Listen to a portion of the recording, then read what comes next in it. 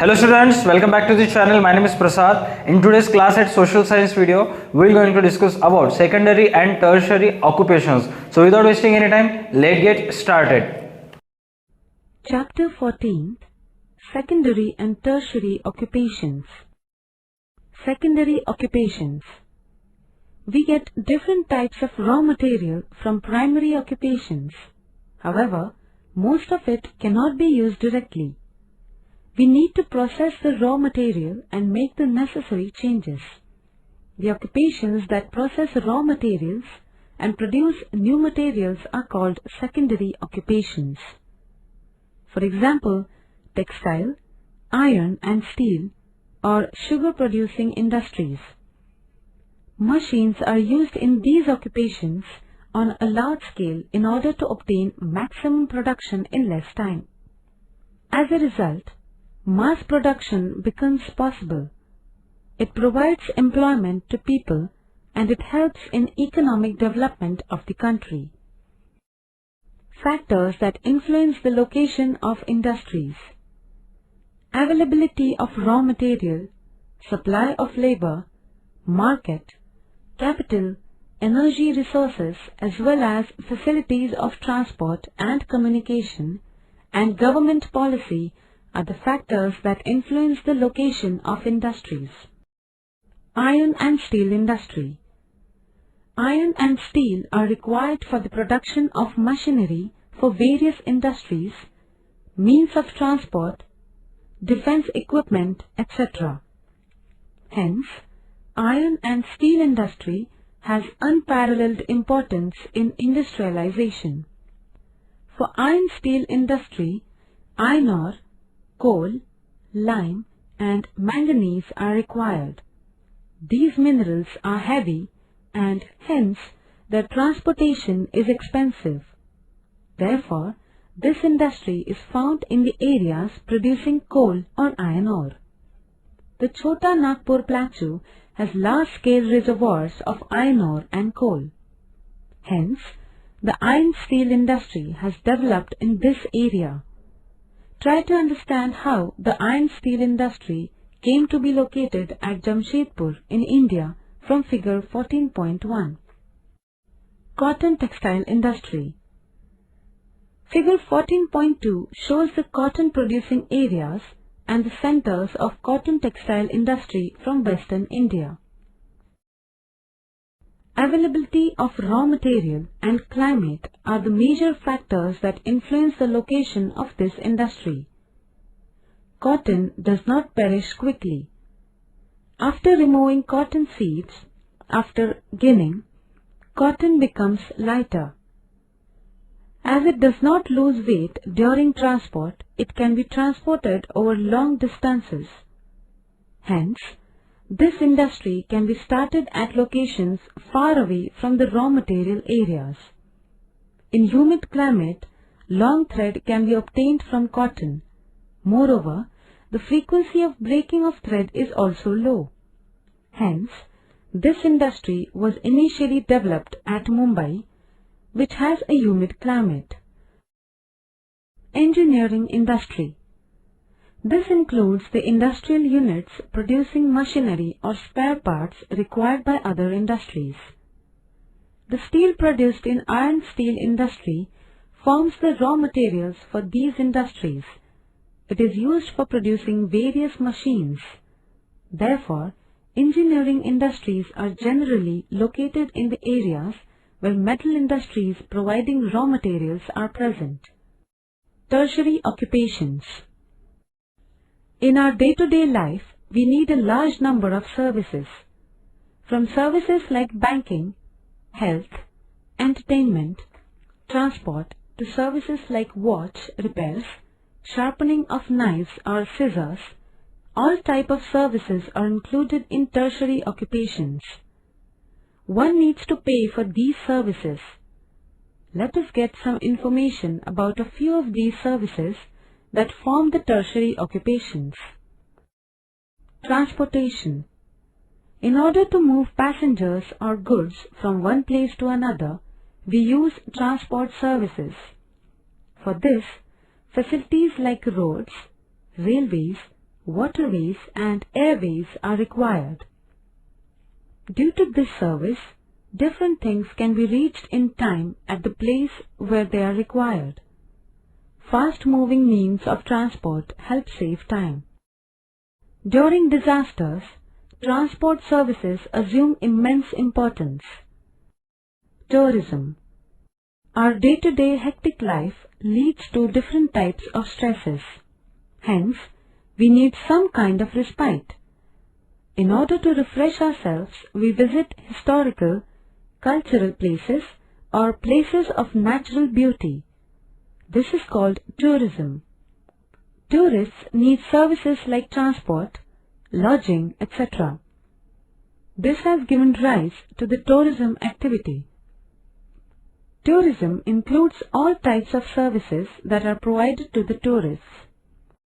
Trade. The occupation through which the goods produced by producers reach the consumers is called trade. Trading ensures that the producer gets a price for his production and the consumer is able to purchase the necessary items by paying for them. Trade is carried on various levels such as local, national, that is within the country, or international. Trade contributes to the economic development of a country. Besides the services mentioned above, society needs many types of services. Lawyers, doctors, teachers, managerial experts provide services to us.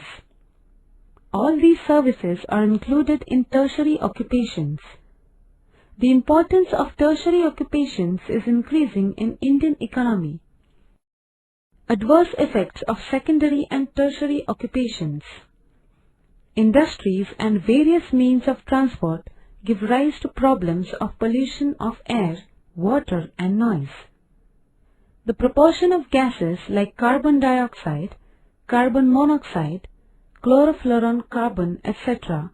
in the air is increasing. It has adverse effects on human life.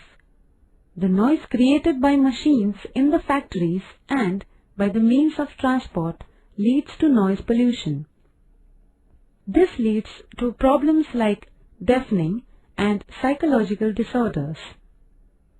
The effluents released from industrial units, sewage from big cities, oil spills from ships lead to water pollution. This endangers the aquatic life. In order to reduce the levels of pollution, various measures are now being made obligatory for major cities and industries. It is necessary to create awareness in the society about pollution and its ill effects. International trade organizations and treaties. In the 28th century, in order to achieve development, various nations revised their trade policies after getting independence. While doing so, many countries impose restrictions on import. These lead to certain adverse effects on international trade. To overcome them, political leaders, economists and industrialists come together and advocated liberal trade policies. These led to establishment of institutes like the World Bank and the International Monetary Fund. This progress in science and technology, trade-related deliberations under GATT and measures taken for free trade led to the globalization of trade. The nature of international trade has started changing since the last decade of 20th century. GATT, General Agreement on Tariff and Trade. This global organization was established in 1948. Many nations were members of this organization. Its main aim was to create a proper atmosphere for an open global market. With reference to this, the organization held 8 rounds of discussion. The World Trade Organization (WTO) come into existence in 1986 through the discussion in GATT. It became functional in 1995. It is a permanent and legal global organization. India is a founder member of this organization. The scope of this organization is comparatively wider than that of GATT. SAARC, that is, South Asian Association for Regional Cooperation. SAARC is a regional organization at international level. It was established by the countries from South Asia like India, Pakistan, Nepal, Bhutan, Bangladesh, Sri Lanka and Maldives for regional cooperation. Bilateral issues are not discussed on the platform of this organization. All the nations of this organization are facing similar economic issues. This organization has proved very useful in solving these issues and creating a strong representation of the member nations at a global level. India had taken the lead in establishing the organization. Recently, Afghanistan has been included in this organization. Globalization.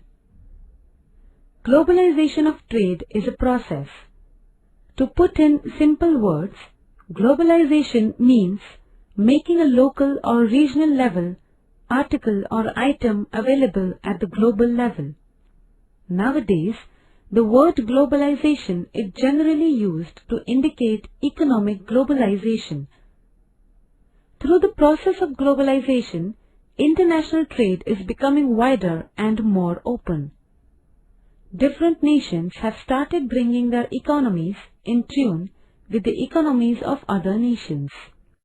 This has led to an increase in the trade. Foreign direct investments, flow of capital, migration of people and spread of technology. Thank you so much students for watching this video. Please like our video, share our video and subscribe to Da2 Academy's YouTube channel, and don't forget to download the Da2 Academy app from Play Store for more videos, notes, PDF, stories and for extra video related to this. That's it for today's video. For more information check link in description below. आज की video के लिए बस इतना ही. तब तक के लिए देखते रहे हमारा YouTube channel Da2 Academy. Stay connected. मिलते हैं नेक्स्ट वीडियो में.